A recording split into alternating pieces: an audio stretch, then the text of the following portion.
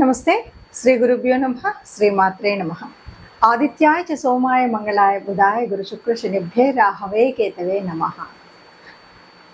ప్రతి మాసంలో చెప్పుకునేటువంటి మాస ఫలితాలు మరి అక్టోబర్ మాసం 2024 గాను ఈ మాసంలో వచ్చేటువంటి ఫలితాలు ఎలా ఉంటాయి, ఎందుకంటే గ్రహగతులు ఎలా ఉన్నాయి, స్థితులు ఎలా ఉన్నాయి, దృష్టిలు ఎలా ఉన్నాయి, వాటిని బట్టి మనకి దాదాపుగా ఈ గోచార ఫలితాలు ఉంటాయి. కాబట్టి ముందుగా గోచార ఫలితాలు చెప్పుకోవడానికి గ్రహగతులు ఎలా ఉన్నాయో చూద్దాం.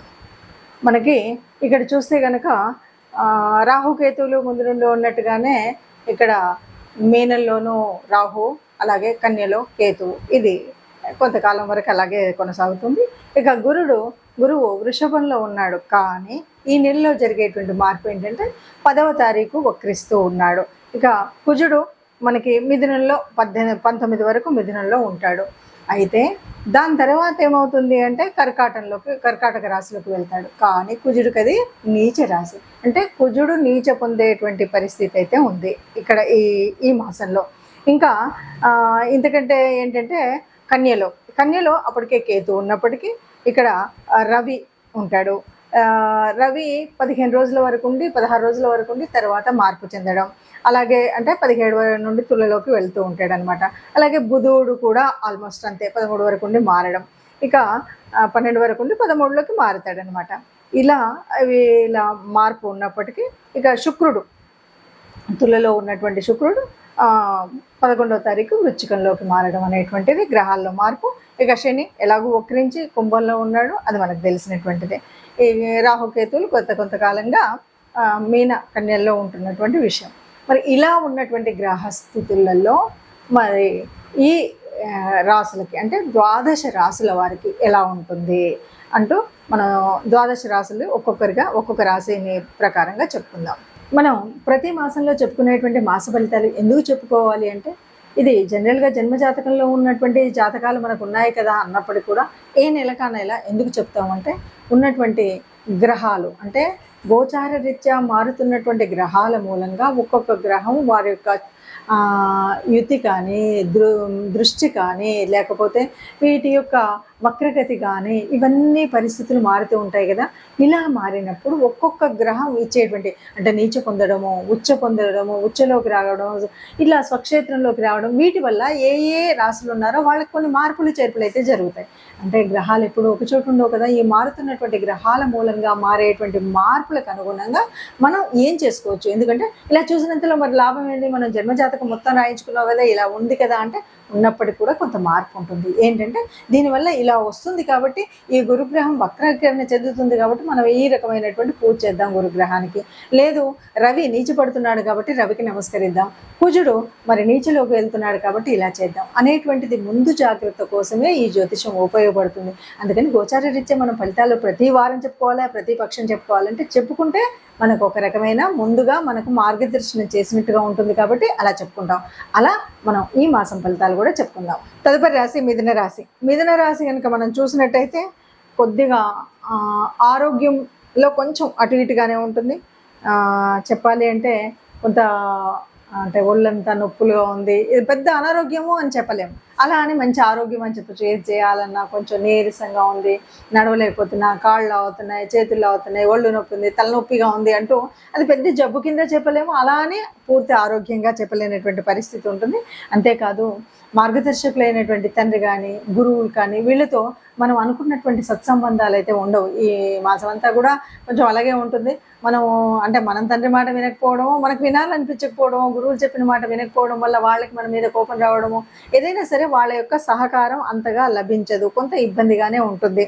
అయితే ఎవరైతే ఏదైనా పరిశోధనా రంగంలో ఉన్న వాళ్ళైనా, ఏదైనా ఇన్వెస్టిగేషన్ ఒక రీసెర్చ్ లాంటివి చేసేటువంటి వాళ్ళు, డయాగ్నోస్టిక్ సెంటర్స్ అంటారు కదా, ఏదైనా కనుక్కునేటువంటి ఉంటుంది కదా, ఇలాంటి వాళ్ళకి మాత్రం చక్కగా మంచి దాంట్లో చక్కగా ముందుకు వెళ్ళేటువంటి పరిస్థితి అయితే ఉంది. అంతేకాదు విదేశీ ఉద్యోగాలు చేయాలి అనుకున్నటువంటి వాళ్ళకి కానీ కొంతమంది లాంగ్ జర్నీస్ చేస్తూ ఉంటారు. అలా దూర ప్రయాణాలు చేసేటువంటి వాళ్ళకి కానీ, ప్రయాణం అయితే చేస్తారు కానీ బాగా స్ట్రెస్తో కూడినటువంటి ప్రయాణం చేసేటువంటి పరిస్థితి అయితే ఉంటుంది. బాగా స్ట్రెస్ ఉంటుందన్నమాట. ఇందాక చెప్పుకున్నట్టు అనారోగ్యం అంటే అనారోగ్యం ఉండదు, కానీ ఏదో ఒక రకమైన స్ట్రెస్, స్ట్రెయిన్ ఇదైతే కనిపిస్తుంది. ఇక ఏదైనా మనం చేయాలి అనుకుంటే మాత్రం ఈ మాసంలో మొదటి పక్షంలో ఉన్నంత సులువు రెండో పక్షంలో ఉండదు. కాబట్టి భూములు కొనాలనుకున్నా, ఏదైనా అమ్మాలనుకున్నా, వ్యాపార రీత్యా ఏదైనా చేయాలనుకున్నా, కొత్త పనులు మొదలు పెట్టాలనుకున్నా మొదటి పక్షంలో మొదలు పెడితే బాగుంటుంది. రెండో పక్షం అంతగా అనుకూలించేటువంటి విధంగా ఉండదు. కాబట్టి వీటన్నిటికీ మనం ఒక్కటి చెప్పొచ్చు, ఈ రాశి వారికి ఈ పక్షంలో మనం అనుకున్న అన్ని నిర్ణయాలు తీసుకోవడం అంతే కాకుండా కొంత ఆచితూచి జాగ్రత్తగా ఉన్నట్టయితే వెళ్ళగలుగుతాం. అలాగే మాట్లాడేటప్పుడు, ఎందుకంటే తండ్రితో మాట్లాడినా, గురువులతో మాట్లాడినా, వీరితో కనుక సత్సంబంధాలు ఉన్నట్టయితే మనం ఏది చేయాలనుకున్నా వారి ఆశీస్సులు ఉంటాయి, వారి మార్గదర్శనం ఉంటుంది. వారితోనే మనకు ఒక చికాకు ఉన్నప్పుడే మనకి ఏమవుతుందంటే ఏ పని చేయాలన్నా ఒక చికాకు వెలగడం, అంటే వాళ్ళతో గొడవైనా లేకపోతే వాళ్ళు అనుకున్నది మనం చేయకపోయినా, అలా కాకుండా మనకు సరైనటువంటి మార్గదర్శనం కూడా దొరక్కపోతుంది. కాబట్టి వారితో తగు జాగ్రత్తగా ఉండి వినయంగా ఉంటే మంచిది అని చెప్పచ్చు. ప్రస్తుతం మనం చూస్తున్నట్టుగా ఇప్పటి వరకు విన్నటువంటి గ్రహస్థితి మూలంగా ఒక్కొక్క రాశికి మనకు ఇలా చెప్పుకుంటూ వస్తున్నాం కదా. మరి ఇలా ఉన్నప్పుడు అంటే మనం అనుకున్నా అనుకోకపోయినా కొన్ని అంటే జాతక రీత్యా మనం మారుతున్నటువంటి, అంటే ఒక రకంగా గురువు వక్రించడం కానీ, తర్వాత కుజుడు నీచంలోకి రావడం కానీ, రవి కూడా అదేవిధంగా 15 రోజుల తర్వాత నీచ స్థితి పొందడం కానీ, ఇలా కొన్ని మార్పులు అయితే ఉన్నాయి. ఇంకా శని ఎలాగో ఉన్నట్టుగా ఉన్నాడు కదా, అంటే వక్ర దిశగా ఉన్నాడు. అలాంటి పరిస్థితులలో మరి ఎలా ఉంటుంది అంటే సహజంగా ఉండేటువంటి చిన్న మార్పులు కొంతమందికి, కొన్ని రాసుల వారికి ఉపయోగం, కొన్ని రాసుల వారికి కొంత మధ్యస్థంగా మిశ్రమ ఫలితాలు ఉంటే, కొన్ని రాసుల వారికి కొంత కష్టంగానే ఉంటుంది. మరి ఎవరికైనా సరే అందరికీ కూడా మనం సుఖంగా ఉండాలి అని మనం యోచన చేస్తాం.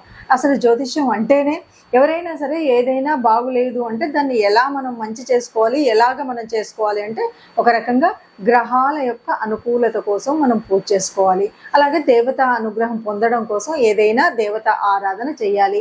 ఇది కాకుండా ప్రకృతి నుండి మనం కొంత కాపాడుకోవడానికి ఒక గోమాత, భూమాత లాంటివి కానీ, సేవకులకు కొంత చేయడం కానీ, ఇలాంటివి మనం చేస్తూ ఉన్నప్పుడు మనకున్నటువంటి దోషాల ప్రభావం తగ్గి గ్రహాల యొక్క దృష్టిలో మంచి దృష్టి అయితే పెరిగి చెడు దృష్టి అయితే తగ్గేటువంటి స్థితిని మనం పొందుతాం.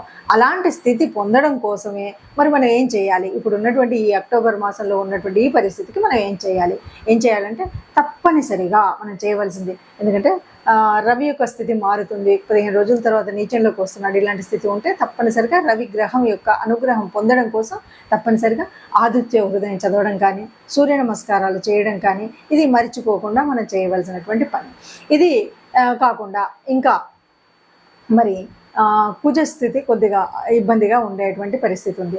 కాబట్టి భూపిత్రుడైనటువంటి కుజుడి నుండి అనుగ్రహం పొందాలి అంటే మనం తప్పనిసరిగా లలితా అమ్మవారి యొక్క ఆరాధన చేయాలి, లేకపోతే లలితా నామ స్తోత్రాలు చేయాలి.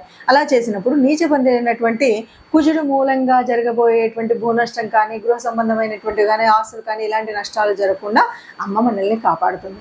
కాబట్టి అలాంటి మీ అనుకూలతను బట్టి, మీకు వీలైన దాన్ని బట్టి మీరు లలిత చదువుకోగలుగుతారా, సూర్య నమస్కారాలు ఉదయాన్నే చేస్తారా, లేదు ఇంటి ఇలవేల్పును పూజిస్తారా, మన ఇష్టం ఉన్నటువంటిది. కాకపోతే తప్పనిసరిగా నవగ్రహ మండపానికి మాత్రం ఈ నెలలో ఒకసారి కానీ 2 సార్లు కానీ వెళ్ళడము, నవగ్రహ ఆరాధన చేయడం, ముఖ్యంగా వీలైతే కుజుడు రవి కుజుల యొక్క ఆరాధన చేయడం అనేటువంటిది మర్చిపోకుండా చేయాలి. ఇది కనుక మనం చేసినట్టయితే మీరు అనుకున్న విధంగా ఏదైతే మీరు ప్రణాళిక వేసుకొని వృద్ధిలోకి రావాలనుకుని మనం చేసేటువంటి వృత్తి, వ్యాపార, ఉద్యోగాల్లో ఉన్నాయి, వాటిలో అనేక రకాలైనటువంటి మంచి జరుగుతుంది, లేదా చెడును ఆపే స్థితి ఉంటుంది. కాబట్టి ఈ విధంగా ముందుకు వెళ్ళడం, అన్నింటికీ మించి మనం ఏ దోషం ఉన్నా ఇంకేది తెలియదో నాకు ఒక ప్రత్యేకమైన దేవత ఆరాధన అని కాకుండా కనీసం గోశాలకు వెళ్ళడం, ఆ గోశాలలో గోవులకు గ్రాసం ఇవ్వడం, గోసేవ చేయడం కానీ ఇంకేదైనా చేసినట్టయితే గోమాతకి గ్రాసం ఇచ్చినప్పుడైతే సర్వదోషాలు పోతాయి అన్నది మనం చెప్పేటువంటి విషయం. కాబట్టి ఈ రకంగా మనకున్న ఏ దోషమైనా సరే సరిదిద్దుకోవడం కోసం ఈ మాసంలో మీకున్నటువంటి పరిస్థితిని అనుకూలంగా మార్చుకోవడం కోసం నవగ్రహ మండపానికి వెళ్ళండి, గోశాలకి వెళ్ళండి. మీకున్నటువంటి దోషాలన్నీ పోయి అందరం సుఖంగా ఉంటారు. ఆ సుఖంగా ఉండేటువంటి అందరిలో మనం కూడా ఉండాలని ఆశపడుతూ సర్వే జనా సుఖినో భవంతు.